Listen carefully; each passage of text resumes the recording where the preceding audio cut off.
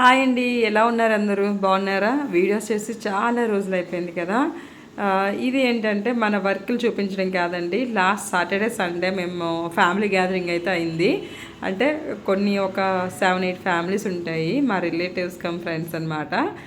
మేమంతా కలిసి గ్యాదర్ అవుదామని అనుకున్నాము లాస్ట్ వీక్లో జ్యోతి వాళ్ళ హౌస్లో పండగలు అయిన తర్వాత నెక్స్ట్ వీక్ ఎక్స్క్లూజివ్గా ఫ్రెండ్స్ అండ్ పిల్లలకి కొంచెం ఎంజాయ్ చేయించడానికి అని చెప్పేసి ఇలా గ్యాదర్ అవుదాం అనుకున్నాం. వర్క్ అయితే చాలా పెండింగ్ ఉంది, అయినా సరే ఇలా గ్యాదర్ అవుదాం అని చెప్పేసి ప్లాన్ చేసుకున్నాం. యాక్చువల్గా ఏంటంటే వాళ్ళు సాటర్డే ఈవినింగ్ వచ్చారు. సాటర్డే ఈవినింగ్ వరకు నేను వర్క్ చేసుకొని ఇలా అయితే బీచ్కి వచ్చామన్నమాట. బీచ్లో చాలా పిక్స్ తీసుకొని అండ్ పిల్లలు కూడా ఆడుకుంటున్నారు. ఫుల్ బాగా ఎంజాయ్ చేశారనమాట పిల్లలు బీచ్లో. యాక్చువల్గా బీచ్లో తడవకూడదు అనుకున్నాము. నెక్స్ట్ డే సండే వాటర్ ఫాల్స్కి వెళ్దామని చెప్పేసి, వాటర్ వరల్డ్ అనమాట, వాటర్ ఫాల్స్ కాదు, వాటర్ వరల్డ్కి వెళ్దామని చెప్పాము. పిక్స్ అయితే చాలా బీభత్సంగా దిగేసామన్నమాట. అంటే లైక్ డిఫరెంట్ వేషాలతో రీల్స్ అయితే ఏం చేద్దామని చూసుకుంటూ టైంపాస్ చేసేసాము. లాస్ట్కి అయితే 2-3 చేసాము, కానీ అది పోస్ట్ చేసే అంత గొప్పగా రాకపోవడంతో డిలీట్ చేయడం జరిగింది. పిక్స్ అయితే కొన్ని వచ్చాయి. లాస్ట్ ఏమైనా మనకి అకేషన్కైనా వెకేషన్కి ఎక్కడికైనా వెళ్ళినప్పుడు మనకి మెమరీస్గా మిగిలేవి పిక్సే కదండి. ఆ పిక్స్ చూడగానే మనం ఆ రోజు చేసిన ఎంజాయ్మెంట్ అంతా మనకు గుర్తొస్తుంది. సో పిక్స్ అయితే ఏ ప్లేస్కి వెళ్ళినా పిక్స్ అయితే కంపల్సరీ అనమాట. సో మేమైతే పిక్స్ తీసుకుంటూ చాలా బాగా ఎంజాయ్ చేసాము. మా ఆడపడుచు, మా రిలేటివ్స్, సిస్టర్స్ అండ్ ఎవరికి వాళ్ళు బిజీ అండి. ఎందుకంటే ఎవరు ఖాళీగా ఉన్న వాళ్ళు కాదు, house wives with working womens అనమాట. సో వీళ్ళందరూ టైం కేటాయించుకుంటూ పిల్లల కోసం అని చెప్పేసి మేమైతే ఇలా గ్యాదర్ అయ్యామన్నమాట మా ఇంటి దగ్గర. చాలా బాగా అనిపించింది. బట్ వర్క్ టెన్షన్, ప్రెజర్ కూడా అలాగే ఉంది. వర్క్ ఆపకుండా నా వర్క్ అంతా రమా అని మా ఫ్రెండ్ చేసిందనమాట. సో నేనైతే ఇలా వెళ్ళి ఎంజాయ్ చేశాను. చాలా బాగా అనిపించింది అనమాట. యాక్చువల్గా పిల్లలకి నెక్స్ట్ డే అంటే బీచ్కి కాకుండా అక్కడున్న సబ్మెరీన్కి తీసుకెళ్దాం అనుకున్నాము. బట్ ఏ ఒక్కరు కూడా ఇంట్రెస్ట్ చూపలేదు.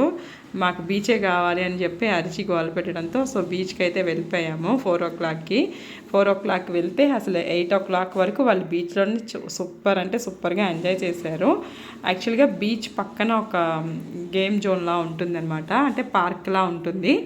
ఆ పార్క్లోనే వాళ్ళు ఆడుకుంటున్నారు. మేము పిక్స్ దిగాము. తర్వాత వాళ్ళు ప్లేస్లో ఆడుకున్న ప్లేస్ మాకు కూడా ఆడుకోవాలనిపించింది. సో వాళ్ళందరినీ దింపి పెద్దోళ్ళైనా మేము కూడా ఎక్కేస్తే వాళ్ళైతే మొత్తం దిగిపోండి, అవుట్, మీరు ఎవరైనా కింద పడిపోతే మాకు ఇవ్వాలి అని చెప్పేసి ఇంకా అవుట్ అని చెప్పేసి మమ్మల్ని తోసేశారు. ఎక్కువసేపు అయితే ఉండలేదు. చాలా బాగుంది ఈ గేమ్ అయితే. ఆడుకున్నంతసేపు చాలా చిన్నపిల్లలా అయిపోయి గేమ్ అయితే బాగా ఎంజాయ్ చేసామన్నమాట.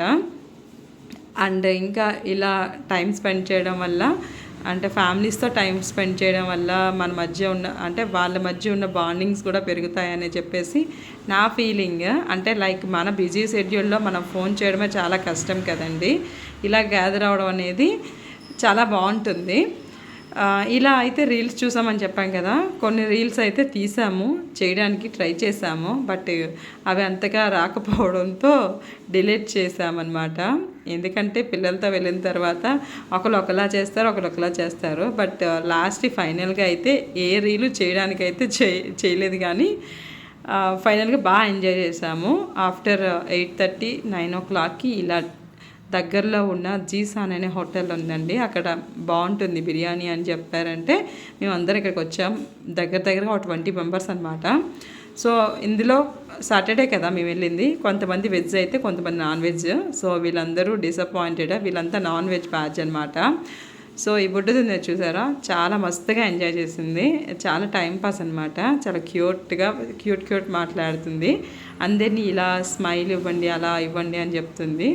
వీళ్ళందరూ ట్రిప్ కోఆర్డినేటర్స్ అనమాట. ఏం ఫుడ్ ఆర్డర్ ఇవ్వాలనేది చేస్తున్నారు.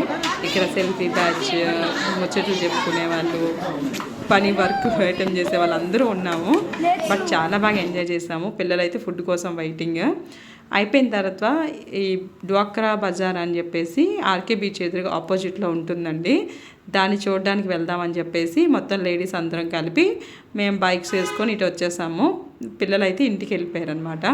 మేమైతే ఈ డ్వాక్రా బజార్ అంతా తిరిగిన తర్వాత ఇది చూసారు ఎప్పుడుది మాతో పాటు వచ్చేసి నైట్ 11-12 అయినా సరే దీనికి నిద్ర రావడం లేదు, ఎనర్జీ కూడా తగ్గడం లేదు.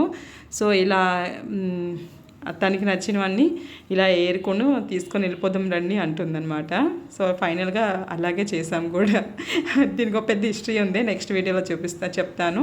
ఫైనల్గా ఐస్ క్రీమ్ అయితే తిందామని చెప్పేసి ఇక్కడ కొరియన్ ఐస్ క్రీమ్ అని వెరైటీగా ఉంది, ఏంటి చూద్దామని చెప్పేసి ఫస్ట్ అందరికీ తీసుకుందాం అనుకున్నా. ఫస్ట్ ఎందుకైనా మంచిది ట్రయల్ చేద్దామని చెప్పి ఒక కప్పు తీసుకొని టేస్ట్ చేస్తే ఎవ్వరు కూడా 1% కూడా హ్యాపీగా లేరు. అంటే లాస్ట్కి బుడ్డది కూడా చూసారా టేస్ట్ ఎలా ఉందంటే దీని ఎక్స్ప్రెషన్స్ చూడండి, అస్సలు ఏం ఎక్స్ప్రెషన్స్ ఇవ్వలేదు, అంత వరస్ట్గా ఉందన్నమాట. యాక్చువల్గా నాకు ఐస్ క్రీమ్ అంటే బాగా ఇష్టం, బట్ ఈ ఐస్ క్రీమ్ నాకే నచ్చలేదంటే చూడండి ఎంత వరస్ట్ ఉందో. నాకైతే నచ్చలేదు లిటర్లీ.